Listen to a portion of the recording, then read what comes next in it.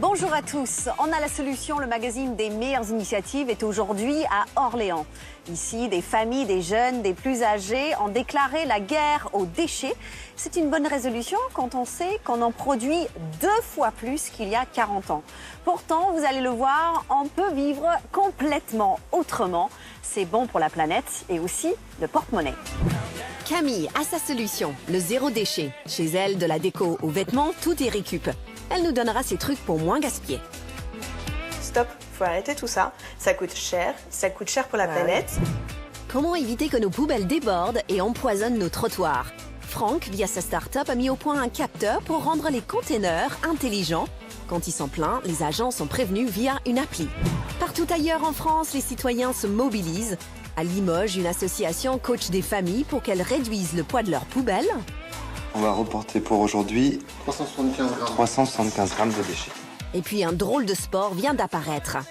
À Nice, Barbara entraîne ses copines au plugging ou comment ramasser des détritus en faisant son jogging. Il y a des plastiques, une bouteille de bière. Mais tout de suite, j'ai rendez-vous avec une drôle de diva.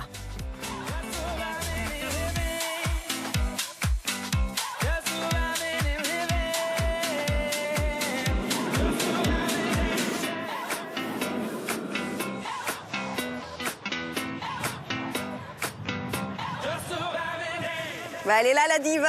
Bonjour. Bonjour. Ça va? Ça va? Vous, c'est Maddy. Et vous? Romane. On va juste... Mais c'est quand même assez incroyable, cette robe. Alors, qu'est-ce qu'on a sur cette robe? Donc, des canettes. Des fonds de bouteilles en plastique et des sacs poubelles récupérés de nos opérations de nettoyage. Waouh, donc une robe pour sensibiliser les gens, Maddy, c'est ça? Voilà, c'est ça. C'est fait pour apporter justement un aspect visuel pour que les gens viennent nous voir. Parce que forcément, elle est très belle et elle interroge. Et les gens le voient de loin, pensent que c'est quelque chose de joli, peut-être un défilé de mode. Et puis ça nous permet du coup de leur dire, bah, tout ça, ça vient de la Loire. Donc c'est quand même assez impressionnant, c'est-à-dire que bonjour. Enchantée. Bah, vous venez aider un peu à soutenir la robe, je crois. Un petit peu à soulever. Un petit peu lourd, j'imagine. La créatrice de notre diva. D'accord, enchantée. Et donc vous avez créé ensemble ou seule, Maddy, une association? Au départ, c'était avec une amie, voilà. Ouais. Et c'était même pas, c'était juste pour parce qu'on avait envie de faire quelque chose. On s'était dit, on venait pique-niquer tout le temps et à chaque fois on devait nettoyer. On s'est dit bon, allez, on va faire ça entre amis, on verra bien. Et puis on pensait se retrouver à 3 ou 4 personnes entre amis et finalement, comme on avait lancé ça sur les réseaux sociaux, on était 25 et des personnes qu'on ne connaissait pas. Et depuis, c'est devenu un rendez-vous mensuel et les gens sont devenus amis. Maintenant, on est sur plusieurs villes et on est en moyenne une centaine par opération chaque mois. Qu'est-ce que les gens disent quand ils vous voient vous balader sur les bords de la Loire? Il n'y a pas forcément de paroles, mais aussi des regards qui sont très, très éloquents. Donc c'est agréable aussi de voir la surprise dans le regard des gens. Alors, il y a des gens qui nous regardent depuis tout à l'heure. Je les vois là. Venez nous voir. Qu'est-ce que vous en pensez? Vous étiez en train de vous balader sur le long de la Loire? En bord de Loire. Et puis effectivement, on se demandait ce que c'était parce que j'ai aperçu les jambes qu'au dernier moment. Et bon, je me suis dit, il y a quelqu'un dessous. Vous êtes sensible à ce genre de démarche? Oui, parce que nous, on est des randonneurs, on fait partie d'un groupe de randonnée à Semois, justement à côté. Et quand on se promène le long de la Loire, c'est ce qu'on trouve. Le coca, les bouteilles d'eau plastique, il y en a en quantité incroyable. Des mégots de cigarettes. Ah oui, des déchets de toutes sortes. Oui, des canapés. Ah oui. C'est l'année dernière qu'ils ont nettoyé la Loire, oui, et qu'il y avait des voitures, entre Saint-Jean-de-Bray et Orléans, ils ont trouvé une des voiture, carcasses de voitures, une voiture on à trouve l'intérieur. de tout. Donc, d'où l'utilité d'ailleurs d'une opération pareille. Je vous laisse discuter avec nos amis parce que peut-être vous aviez envie de rejoindre donc cette collectif. Je sais pas, je recrute pour vous. Hein. Vous avez vu? On va se retrouver tout à l'heure pour une opération de nettoyage. Mais tout de suite, je vais aller voir une jeune femme qui s'appelle Camille qui a opté pour une mode de vie zéro déchet. À tout à l'heure. À tout à l'heure. Au revoir.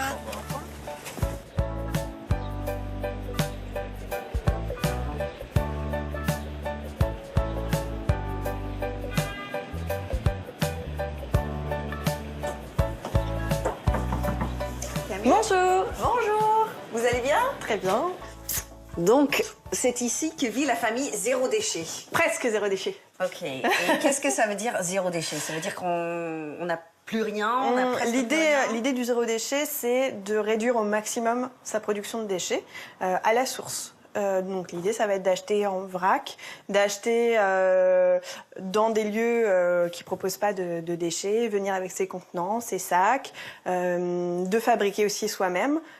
Et d'essayer de réduire au maximum à la fois ses déchets et les déchets cachés, les empreintes carbone. Donc c'est repenser un petit peu son mode de vie. Okay, on va commencer par la poubelle. J'aimerais voir votre poubelle. Ah, elle a 1 mois, ma poubelle. Elle a 1 mois. 1 mois. Oh.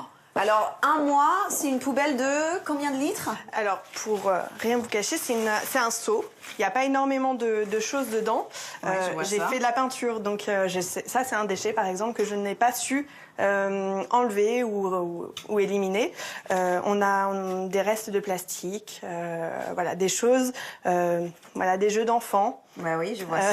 Est-ce que vous avez un garçon? Oui, un garçon qui a 6 ans. Okay. Et il y a des choses encore qu'on n'arrive pas à réduire. Donc on a encore notre poubelle et elle dure plusieurs mois. Alors moi je vais passer pour une mauvaise citoyenne, mais c'est vrai que c'est difficile. Enfin, je trouve ça difficile de vivre comme ça. Moi j'ai une poubelle de 50 litres au moins 1 fois par semaine. On était comme ça avant.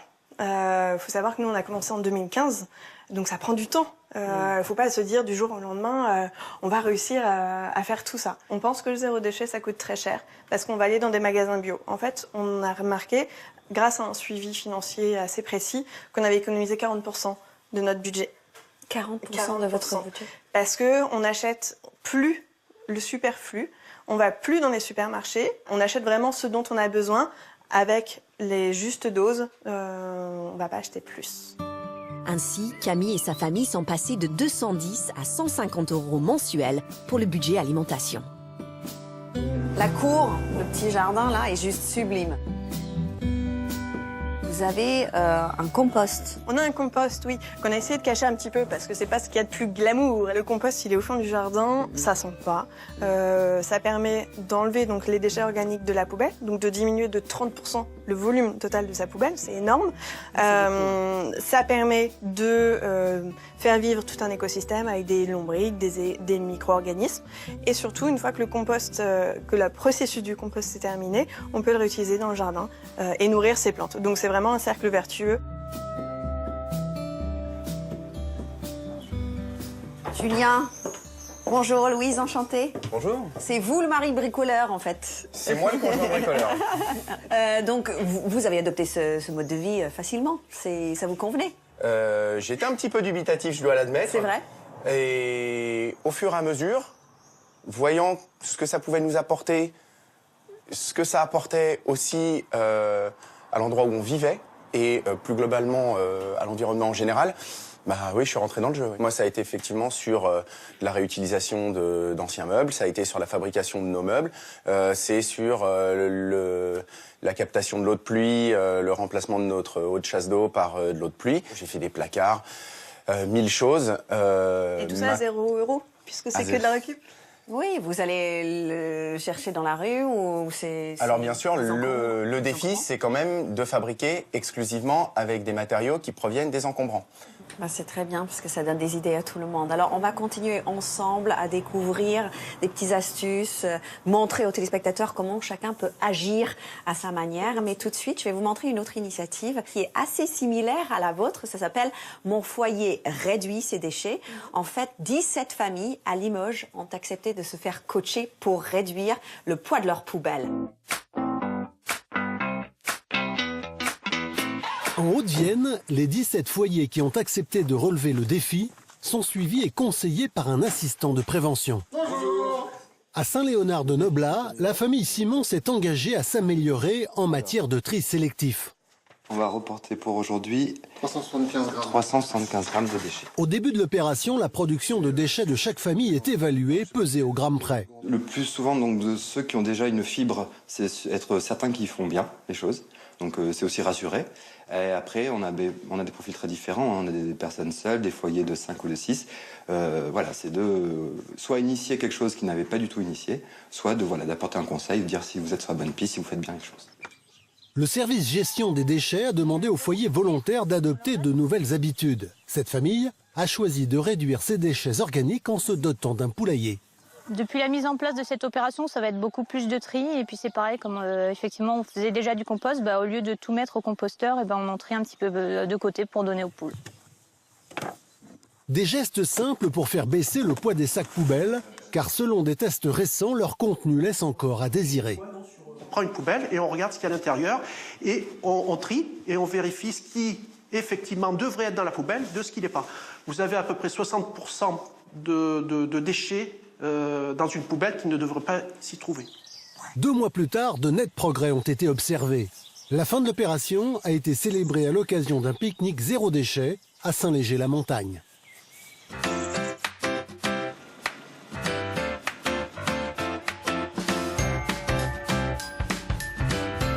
Toujours à Orléans avec Camille, qui est une mère de famille qui a opté pour une mode de vie zéro déchet. Et Camille, vous avez monté une association. Oui, le collectif citoyen Zéro déchet Orléans en 2015. L'objectif de ce mouvement, œuvrer ensemble pour arriver à produire le moins de déchets possible. Une communauté sur les réseaux sociaux hyper mobilisée, à l'initiative une femme, Bea Johnson. La papesse du zéro déchet. Une Française partie vivre en Californie et qui a prouvé avec sa famille que l'on pouvait vivre heureux en produisant moins d'1 bocal de déchets par an. Et à l'image de ce mouvement dont l'ampleur ne cesse de grandir, de nombreuses épiceries zéro déchet voient le jour en France. Bonjour. Bonjour. Donc c'est ici l'une de vos adresses favorites. Oui, ici on est à l'éco-bocal. Alors c'est votre épicerie. Exactement. Oui. Qu'est-ce qu'on peut acheter ici? Tout pour faire du zéro déchet, tout en vrac. Ça veut dire ici, j'ai regroupé des produits locaux et bio. Ça va du petit déjeuner, en l'épicerie en elle-même, aux produits d'entretien et cosmétiques. Et on vient avec nos contenants, nos sacs. Si on n'en a pas, on peut avoir des sacs ici. Ou des bocaux aussi réutilisables. Si on achète par exemple des liquides comme du vinaigre blanc, on peut avoir un contenant un peu plus grand. Il n'y a pas besoin d'arriver avec forcément tout et il y a surtout zéro déchet au final. Et on revient la fois d'après avec tout son matériel, son kit zéro déchet. Je vois très bien. Et si on est ici, c'est parce qu'il y a un atelier aujourd'hui. Oui, un atelier de fabrication de lessive.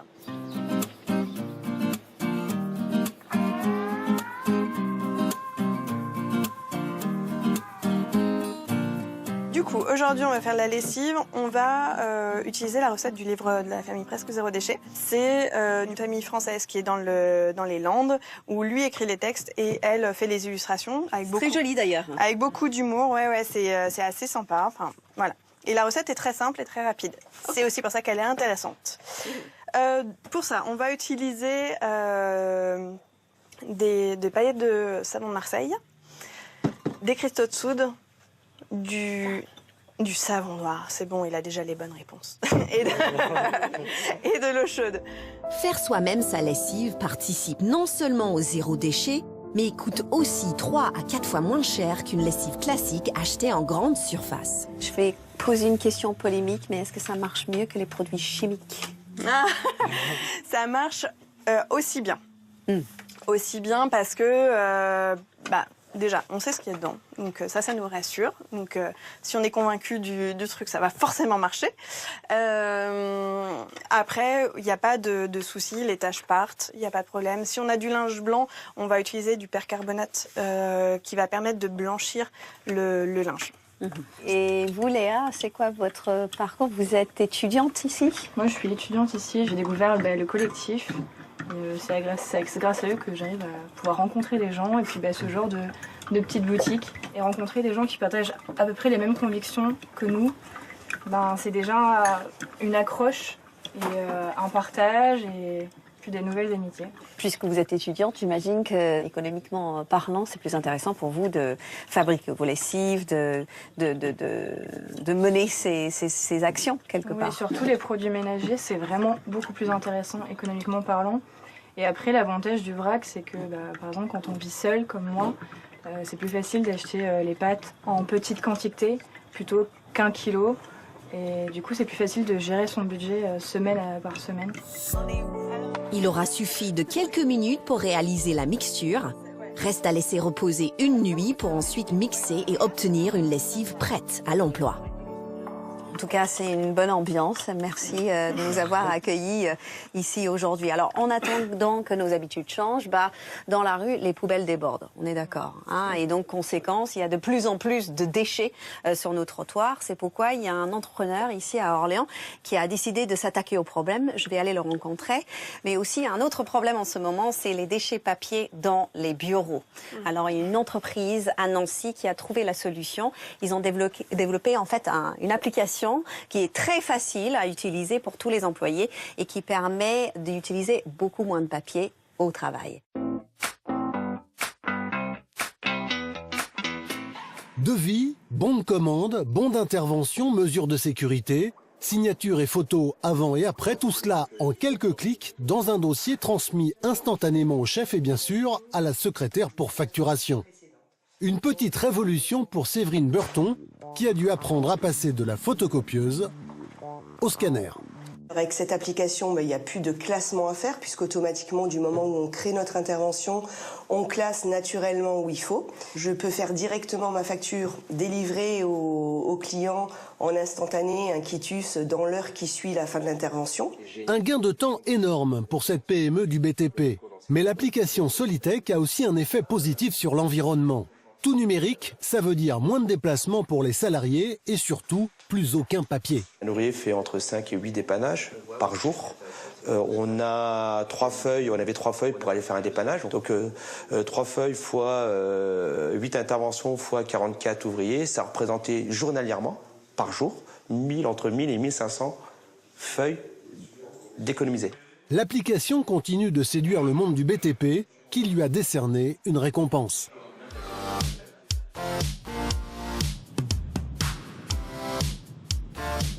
Je suis à Orléans, devant le labo, un espace de 14 000 m² dédié aux entreprises innovantes.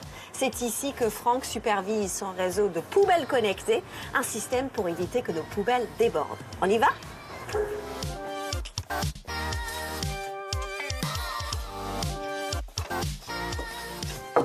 Bonjour. Enchantée. Vous allez bien, Louise ? Bien, merci. Alors, waouh, j'ai l'impression d'être au ministère de la Défense. Qu'est-ce que c'est que ça ? Non, Louise, c'est un peu moins dangereux que le ministère de la Défense.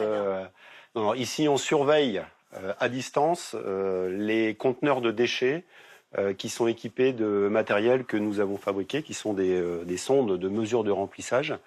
Ce sont ces sondes qui ont été développées par la société Sigrenea. Ce capteur, il est placé dans le haut du conteneur et il mesure le niveau de remplissage des déchets à l'intérieur du conteneur, qui sont des conteneurs de 3 à 5 mètres cubes généralement, donc très volumineux. Pour vider ces conteneurs, il y a besoin de camions. Qui dit camion qui circule dit empreinte carbone. Donc l'objectif de connaître en temps réel le niveau de remplissage de ces conteneurs, c'est de permettre de limiter le déplacement des camions et donc l'empreinte carbone qui en découle. Mais surtout, ce qui est important pour l'usager avec ce système, c'est que vous n'avez plus de débordement des conteneurs. Et à partir du moment où vous n'avez plus de débordement des conteneurs, vous avez une disponibilité permanente de l'ensemble des conteneurs. Donc aujourd'hui, sur ces écrans, vous voyez par exemple ici sur cet écran-là, on est ici sur la ville de Tours. Oui.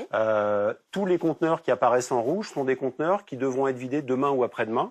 Et donc à partir de ces informations, les personnes que vous avez ici sont en train, pour compte du client éventuellement, de préparer les tournées de collecte qui seront réalisées demain par les opérateurs de collecte sur le terrain, c'est-à-dire les chauffeurs de camions. Si je comprends bien, grâce à ces capteurs, vous régnez sur les poubelles de France. Alors, c'est beaucoup dire, mais en tout cas, on a équipé à ce stade 15 000 conteneurs, donc ce qui est déjà une part significative du parc existant en France. L'objectif, bien entendu, c'est de continuer à équiper. Et plus on aura d'équipés, plus on aura une performance environnementale qui sera forte. Et donc, notre objectif, c'est bien entendu de couvrir l'ensemble du territoire dans un horizon de 2 à 3 ans. Vous n'allez pas me contredire si je vous dis qu'il y a beaucoup de citoyens qui laissent leurs déchets sur le bord de la route ou dans la nature. Vous avez raison, Louise, c'est un mal encore français. Les dépôts sauvages, ce qu'on appelle les dépôts sauvages, sont encore très très répandus. Et on œuvre, nous, à notre humble niveau sur le sujet. Mais je pense qu'il y a pas mal d'initiatives qui vont dans ce sens également ailleurs en France. Beaucoup d'opérations de nettoyage menées par des citoyens exaspérés, comme dans les stations de ski. Et vous allez être étonnés de voir ce que l'on découvre après la fonte des neiges. C'est un reportage de France 3 Provence-Alpes-Côte d'Azur. Ah tiens, il y a de la ferraille ici. Allons-y. Hop là. C'est dangereux. Ouais, c'est vraiment... Au pied des pistes aujourd'hui verdoyantes, Eliane et Gisèle ramassent ce que les skieurs ont laissé dans la neige. Mais elles ne s'attendaient pas à trouver autant de déchets en quelques minutes seulement. Beaucoup de mégots, du bois, des canettes qui sont même dangereuses, des gants perdus, beaucoup de petits papiers, des mouchoirs, des emballages de bonbons. L'endroit le plus stratégique se trouve autour des pylônes du télésiège. Les bénévoles sont venus en famille pour cette grande opération de nettoyage. Certains skieurs ont perdu leur téléphone portable ou leur clé de voiture, d'autres ont confondu la neige avec une poubelle invisible. Quand les gens sont venus, ils ont laissé quelques saletés et pour bien entretenir la station, on a ramassé les déchets pour l'année prochaine, que ce soit propre, et on va le refaire sûrement l'année prochaine. C'est la première fois que l'école de ski français organise le nettoyage de la station d'Oron. On s'attendait quand même pas à avoir autant de déchets malheureusement, mais ouais, c'est vrai que c'est une première et vous voyez là, c'est quand même conséquent. Donc là, ça nous fait, alors écoutez là s'il vous plaît, un total de 315 kilos ramassés. Pour cette initiative, la devise de l'ESF, c'est « Fais ta trace et ne fais pas de traces ». Une façon pour les habitants de préserver la beauté de leur cadre de vie.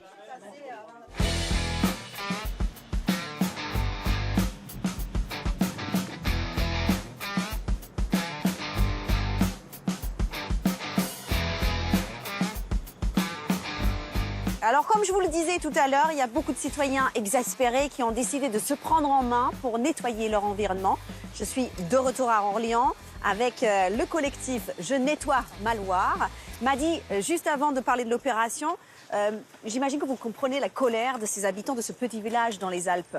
Oh oui, je comprends très bien. En faisant moi-même de la randonnée, étant une amoureuse de la montagne, je suis tout le temps exaspérée de trouver des mégots en plein milieu d'une nature merveilleuse. Et après la fonte des neiges, c'est une catastrophe. Donc oui, ça m'agace. Alors comment ça se passe l'opération, Madi? Alors on s'équipe de gants, ça c'est absolument indispensable. Des gants de jardin, des sacs poubelles, les sacs qui sont fournis par la ville. Et puis on ramasse tout ce qui est polluant. Est-ce que vous communiquez quand vous faites ces opérations? Est-ce que vous tweetez, vous faites des photos sur Instagram, sur Facebook Eh bien, on surfe là-dessus, oui. C'est comme ça qu'a démarré le collectif, en fait. On utilise les réseaux sociaux, donc on a une page Facebook. Et sur cette page Facebook, on fait vivre absolument tout. C'est-à-dire que dès qu'on va sur la Loire et qu'on prend une photo de quelque chose qui nous gêne, un déchet, on le publie sur la page. C'est que des bénévoles? Absolument. Uniquement des bénévoles, des citoyens qui ont souhaité donner 1 heure, 2 heures de leur temps. Le but, c'est de tout enlever. Voilà, par exemple là. Si je passe, je n'attends pas que quelqu'un d'autre le fasse. Je ramasse. Voilà. Ah, c'est vrai qu'il y a des sacs plastiques partout. Ça. Et ça c'est resté là pendant un petit moment. Et ça finit par s'effriter, ça fait des microplastiques. Et ça, c'est hyper dangereux parce que c'est ingéré par les poissons. Et pour ceux qui mangent du poisson, ça finit dans l'estomac aussi de celui qui mangera le poisson. Donc, juste pour rappeler aux téléspectateurs qui nous regardent, on peut tous créer un collectif, une association, où qu'on soit.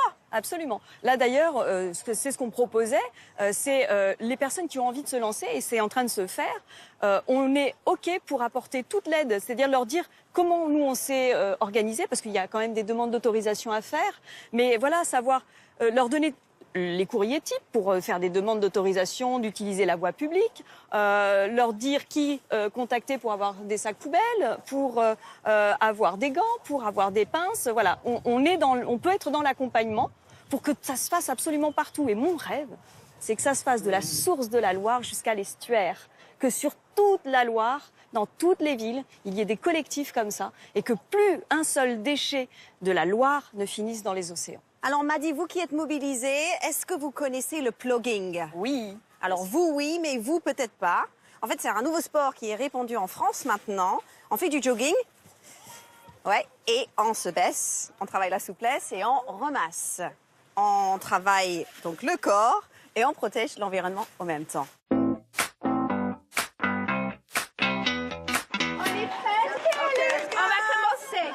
Top départ pour le plugging, comprenez pick-up et jogging, c'est-à-dire une course contre les déchets. À petite foulée, mamans et enfants à trottinette sont à l'affût du moindre détritus oublié sur les trottoirs de Nice. Armés de gants et de sacs, rien ne leur échappe. Il y a des plastiques, une bouteille de bière, il y a des papiers, surtout beaucoup de papiers. Ah, merci madame. Juliette, 94 ans, apporte sa petite contribution. C'est dommage parce que les gens ils ont plus de conscience. Ils sont dégueulasses. Allez, off we go. Sonia, coach sportif anglaise, donne le tempo. Interdiction de s'arrêter. L'idée n'est pas de ramasser les poubelles, mais de faire un nettoyage plus méticuleux.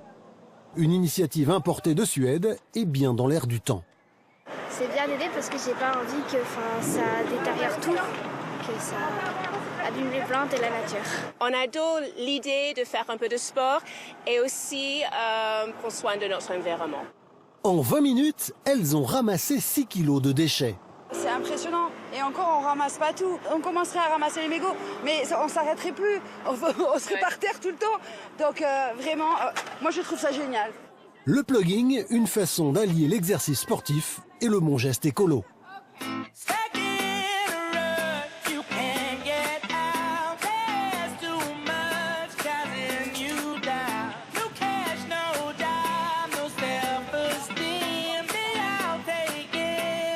Voilà, c'est la fin de On a la solution ici à Orléans où ils ont déclaré la guerre aux déchets. Sachez que vous pouvez faire de même où que vous soyez en France.